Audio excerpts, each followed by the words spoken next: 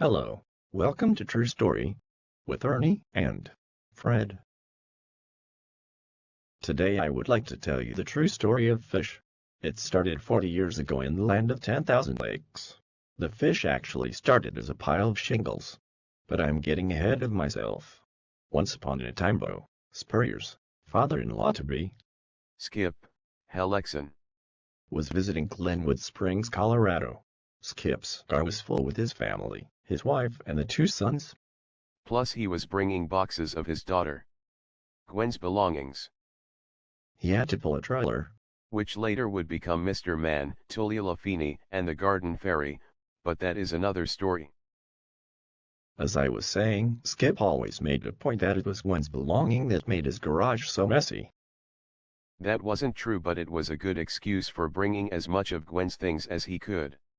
While visiting with Bo, Gwen's younger brothers, Stephen and Charlie, had fallen in love with some deer antlers that were laying around.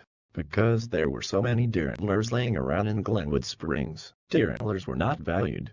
The boys thought the antlers were the best part of Colorado and pleaded with Skip to take the antlers.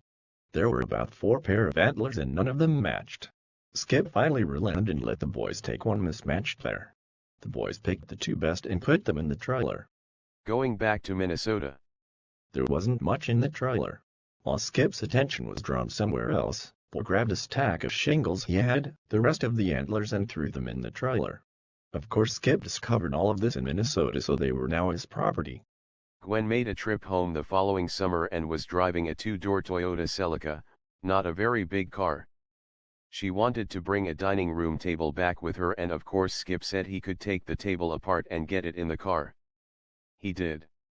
After Gwen arrived in Colorado, after the table was unpacked and assembled, we got a call from Skip asking us to look under the back seat.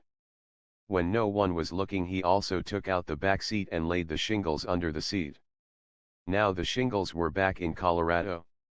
When Gwen's sister visited, the shingles were slipped into her trunk and the shingles went back to Minnesota. The next fall, Gwen and I visited Skip and the family, and as we were packing to leave, Ginny handed me this heavy box which I was immediately suspicious of. The box was taped up and ready to load. I cut the tape off, opened the box, and there I saw 9 bottles of pickles Ginny had canned. It looked like there were 18 bottles of pickles, and I felt so bad that I had questioned their intenti.